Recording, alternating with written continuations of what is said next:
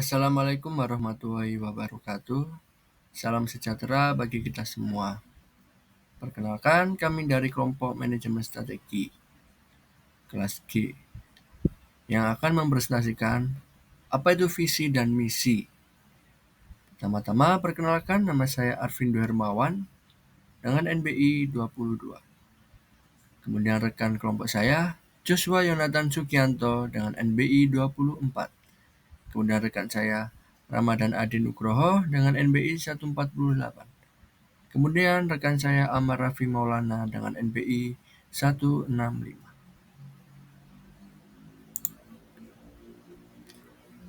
Konsep dasar manajemen strategis secara umum.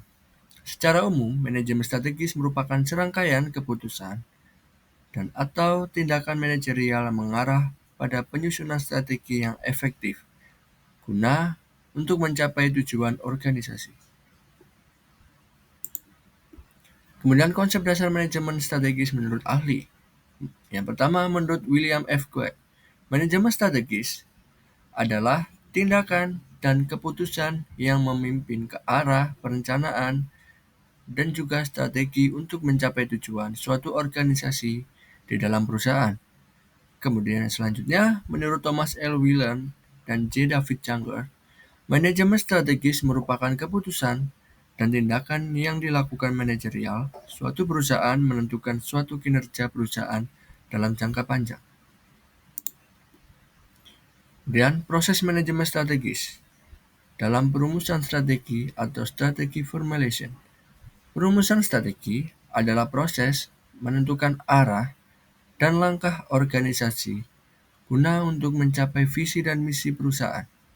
Tahap ini melibatkan analisis eksternal guna mengidentifikasi peluang maupun ancaman, serta analisis internal untuk menilai kekuatan dan kelemahan suatu organisasi di perusahaan. Berdasarkan hasil analisis tersebut, ditetapkan visi, misi, dan tujuan strategis yang menjadi panduan jangka panjang.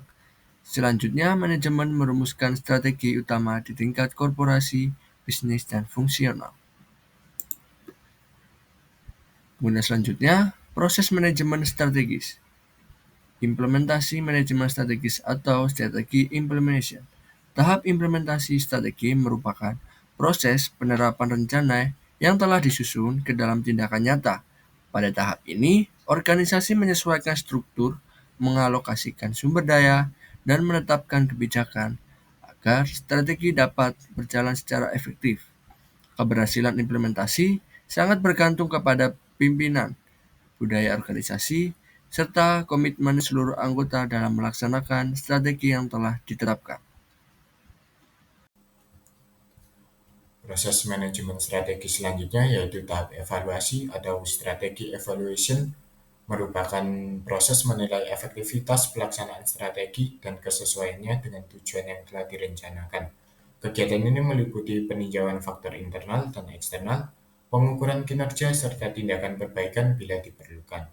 Evaluasi dilakukan secara berkelanjutan agar strategi tetap relevan dan mampu beradaptasi dengan perubahan lingkungan bisnis.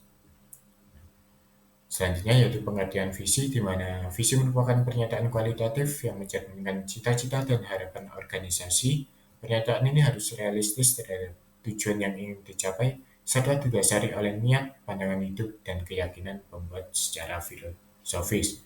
Visi juga dapat diartikan sebagai gambaran masa depan yang menjadi impian, cita-cita, dan tujuan jangka panjang suatu organisasi atau individu sebagai panduan dan inspirasi untuk menentukan arah dan memberikan motivasi dalam mencapai tujuan. Pengertian visi menurut Fred R. David, di mana visi adalah gambaran masa depan yang diinginkan oleh organisasi, sehingga visi harus menjelaskan kemana organisasi akan pergi dan apa yang ingin dicapai dalam jangka panjang. Sedangkan menurut Kotter, dalam konteks perubahan, menyatakan bahwa menciptakan visi adalah langkah yang penting untuk mengarahkan perubahan sebagai panduan yang jelas tentang arah masa depan yang diinginkan. Selanjutnya yaitu fungsi visi ada 4. Yang pertama yaitu memberikan arah dan panduan jangka panjang, di mana visi berfungsi sebagai kompas yang menunjukkan tujuan akhir yang ingin dicapai oleh suatu organisasi atau individu di masa depan. Hal ini membantu dalam pengambilan keputusan dan perencanaan strategis agar tetap sejalan dengan tujuan utama. Yang kedua yaitu menjadi motivasi dan inspirasi untuk mewujudkan cita-cita bersama, di mana visi yang jelas dan kuat dapat mengembangkan semangat dan menginspirasi seluruh anggota organisasi untuk bekerja sama demi mencapai tujuan yang sama. Visi ini menjadi sumber energi positif yang mendorong setiap orang untuk memberikan kontribusi terbaiknya. Yang ketiga yaitu menyatukan persepsi dan tindakan organisasi dalam menjalankan aktivitas operasional, di mana visi membantu menyelaraskan pandangan dan tindakan dari semua pihak di dalam organisasi. Dengan visi yang sama, setiap departemen atau individu akan memahami peran mereka dan bekerja secara terkoordinasi untuk mencapai tujuan bersama, sehingga menghindari terjadinya konflik. Yang keempat yaitu sebagai sarana komunikasi pihak eksternal. Visi juga berfungsi untuk mengkomunikasikan identitas, tujuan, dan nilai-nilai organisasi kepada pihak luar seperti pelanggan, investor, atau mitra, sehingga visi yang disampaikan harus memiliki citra yang positif dan kepercayaan dari publik. Nah, selanjutnya tentang pengertian misi. Misi merupakan pernyataan yang menggambarkan alasan keberadaan perusahaan serta menjelaskan tujuan, ruang lingkup kegiatan, dan nilai-nilai utama yang menjadi dasar operasionalnya. Melalui misi, perusahaan menunjukkan apa yang dilakukan untuk siapa dan bagaimana cara melakukannya guna mencapai visi yang telah ditetapkan. Nah, yang berikutnya tentang pengertian misi menurut para ahli. Menurut Fred R. David, misi adalah pernyataan yang menetapkan tujuan organisasi, mendefinisikan produk dan jasa yang ditawarkan, serta pasar yang dilayani. Misi menjadi dasar dalam perumusan strategi. Yang selanjutnya, fungsi misi. Yang pertama, menjelaskan tujuan dan eksistensi perusahaan melalui kegiatan usahanya. Yang kedua, memberikan arah dalam penyusunan strategi dan kebijakan yang selaras dengan visi perusahaan. Yang ketiga, membangun citra dan identitas perusahaan yang membedakan dari kompetitor. Yang keempat, sebagai dasar evaluasi kinerja dan pencapaian sesuai tujuan yang direncanakan. Baik, yang selanjutnya, hubungan logis antara visi dan misi. Visi merupakan tujuan masa depan, sedangkan misi merupakan strategi dan sebuah tindakan atau langkah menuju ke suatu tujuan. Jadi, misi menjadi sarana atau jalan untuk mencapai visi. Tanpa misi yang jelas, visi tidak akan tercapai. Ada 4 unsur peran visi dan misi dalam penyusunan strategi. Yang pertama, yaitu sebagai dasar penetapan tujuan strategis. Yang kedua, menyelaraskan seluruh bagian organisasi agar bergerak ke arah yang sama. Yang ketiga, menjadi acuan evaluasi kinerja arah organisasi. Yang keempat, membantu adaptasi terhadap perubahan lingkungan. Contoh nyata hubungan visi dan misi. Nah, kita ambil contoh dari PT Telkom Indonesia. Visi Telkom PT Indonesia yaitu menjadi digital telco pilihan utama untuk memajukan masyarakat. Nah, untuk mewujudkan visi tersebut, PT Telkom harus punya misi. Nah, misinya itu ada 2. Yang pertama, mengembangkan infrastruktur dan layanan digital bisnis kelas dunia. Yang kedua, meningkatkan nilai bagi pelanggan, karyawan, dan pemegang saham atau bisa disebut juga stakeholders. Nah, misi tersebut menjabarkan cara Telkom untuk mencapai visinya. Kriteria evaluasi visi misi yang efektif. Nah, yang efektif itu seperti apa sih? Tentu saja visi dan misi yang baik. Nah, visi yang baik itu seperti apa? Yang pertama, singkat, jelas, kemudian inspiratif, dan realistis. Yang kedua, mampu memotivasi seluruh anggota organisasi. Nah, apabila ada beberapa anggota yang tidak termotivasi, tentu akan menghambat tercapainya tujuan dari visi tersebut. Nah, selanjutnya, misi yang baik.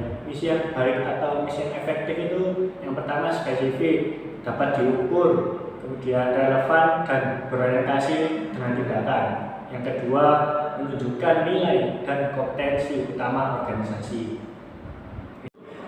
Analisis kesesuaian antara visi, misi, dan strategi. Nah, kesesuaian internal seperti apakah strategi yang dijalankan itu mendukung visi dan misi. Kalau tidak mendukung visi dan misi, kesesuaian internal tersebut tidak dapat terpenuhi. Selanjutnya, konsistensi. Apakah aktivitas dan budaya organisasi sejalan dengan nilai dalam misi? Kalau tidak sejalan, gimana visi tersebut? Kemudian fleksibilitas. Apakah visi dan misi dapat beradaptasi dengan dinamika lingkungan bisnis? Kalau tidak bisa beradaptasi, tentu saja perusahaan tidak dapat bisa dibilang fleksibel. Next. Nah, yang terakhir saya akan kasih contoh studi kasus. Nah, yang pertama contoh perusahaan yang gagal, yaitu Nokia. Kenapa perusahaan Nokia itu gagal? Karena ada masalah dalam visi dan misi. Visi dan misi tidak dapat beradaptasi dengan perkembangan tren digital. Misalnya kalah dengan perusahaan lain seperti Apple atau Samsung dan lain sebagainya. Dan dampaknya itu akan kehilangan pangan pasar dan arah terhadap bisnis. Kemudian contoh suksesnya gimana? Contoh suksesnya itu seperti Google. Nah, kenapa perusahaan Google itu sukses? Karena visi misinya sesuai dengan perkembangan, mengikuti tren perkembangan zaman. Visinya itu menyediakan akses informasi dunia secara universal. Kemudian misinya mengorganisasi informasi dunia dan membuatnya mudah untuk diakses oleh semua orang. Dan hasilnya tentu konsisten antara visi, misi, dan inovasi. Tentu saja strategi yang dilakukan oleh Google sangat luar biasa. Terima kasih, sekian presentasi dari kelompok kami. Assalamualaikum warahmatullahi wabarakatuh.